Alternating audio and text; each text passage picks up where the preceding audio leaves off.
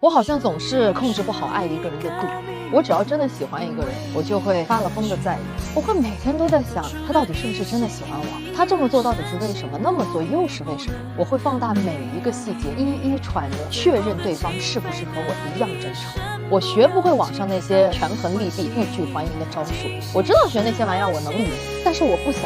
我只想要你。所以即使我假装不在意你，那些喜欢那些心动还是会从我的眼睛、我的鼻子、我的嘴巴、我身体的每一个毛孔跑出来，他们跨越我的防备，无时无刻的不再跟你说我喜欢你，是吧？也许像我们这样的人真的太幼稚，太爱你会吓跑你，